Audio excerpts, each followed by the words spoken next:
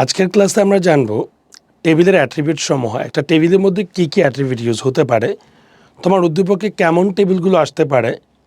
তো আমরা প্রথমত টেবিলের রো কলাম, আমরা টেবিলের ট্যাগগুলো চিনি, কোন টেবিলের কোন সেলের জন্য কোন অ্যাট্রিবিউটটা ইউজ করতে হবে আজকে সেটা জানবো।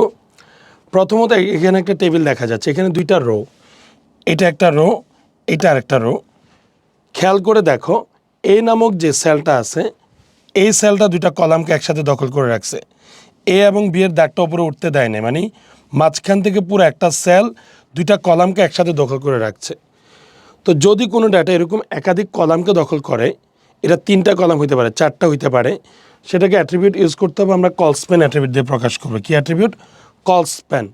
তো যদি দুইটা কলামকে দখল করে কলস্প্যানের ভ্যালু 2 দিব, যদি তিনটা কলামকে দখল করে কলস্প্যানের ভ্যালু 3 দিব। পরের টেবিলটাতে খেয়াল করো, এক্স ওয়াই জেড, এখানে দুইটা রো, এক্স দুইটা রোকে দখল করে রাখছে, এই দাগটাকে এদিকে আসতে দেয় নাই। তাহলে মনে রাখতে হবে, যদি একাধিক রোকে দখল করে সেটাকে যে অ্যাট্রিবিউট দিয়ে প্রকাশ করতে হবে সেটা হচ্ছে রো স্প্যান।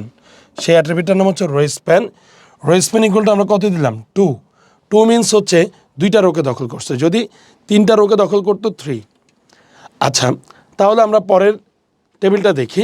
পরের টেবিলটাতে একটু খেয়াল করে যদি তোমরা দেখো, প্রত্যেকটা সেল আলাদা আলাদা এবং সেলগুলোর মাঝখানে একটা ফাঁকা স্থান আছে। সেলগুলোর মাঝে ফাঁকা স্থানকে প্রকাশ করার জন্য যে অ্যাট্রিবিউটটা লাগবে এটার নাম হচ্ছে সেল স্পেসিং। সেল স্পেসিংয়ের পরে একটা ভ্যালু দিতে হবে, 5 পিক্সেল আর 10 পিক্সেল, যেটাই দাও। তাহলে যদি এটা সেল স্পেসিংয়ের মান 0 দাও তাহলে কিন্তু হচ্ছে এখানে এই গ্যাপটা থাকবে না। যদি সেল স্পেসিংয়ের মান 5, 10 এরকম কোনো একটা মান দাও তাহলে একটা স্পেস তৈরি হবে। আর যদি এই যে বর্ডার এবং সেলের মাঝখানে যে ফাঁকা স্থানটা, সেটা প্রকাশ করার জন্য সেল প্যাডিং, সেলগুলোর মাঝখানে স্পেসকে প্রকাশ করার জন্য সেল স্পেসিং, আর বর্ডার এবং সেলের মাঝখানে দূরত্ব প্রকাশ করার জন্য সেল প্যাডিং। ইকুয়াল টু তাও ভ্যালু 5, 10 এরকম মান দিব, 0 দিলে এই গ্যাপটা থাকবে না।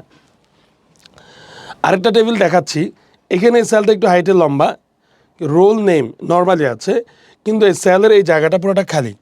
ওপরে যদি কোনো ডাটা থাকে এটাকে প্রকাশ করতে ভি অ্যালাইন, ওপরে থাকলে ওটার ভ্যালু দেবো টপ, আর যদি ওপরের জায়গাটা খালি নিচের দিকে থাকে V align equal to bottom, আর মাঝখানে থাকলে V align equal to center দেওয়া যাবে। এই টেবিলটার দিকে লক্ষ্য কর, প্রত্যেকটা ডাটা মাঝে আছে। এরকম যদি কোনো সেলে কোনো ডাটা মাঝে থাকে সেটাকে প্রকাশ করার জন্য অ্যালাইন নামক একটা অ্যাট্রিবিউট লাগবে। অ্যালাইন ইকুয়াল টু সেন্টার দিলে এটা মাঝে থাকবে, অ্যালাইন ইকুয়াল টু লেফট দিলে সেটা বামে থাকবে, অ্যালাইন ইকুয়াল টু রাইট দিলে সেটা ডানে থাকবে। আশা করছি এই অ্যাট্রিবিউটগুলো আমরা ক্লিয়ার, তাহলে আমরা টেবিলের HTML কোড সলিউশন করতে আমাদের জন্য সহজ হবে। আজকের ক্লাসটা এখান পর্যন্তই, ধন্যবাদ।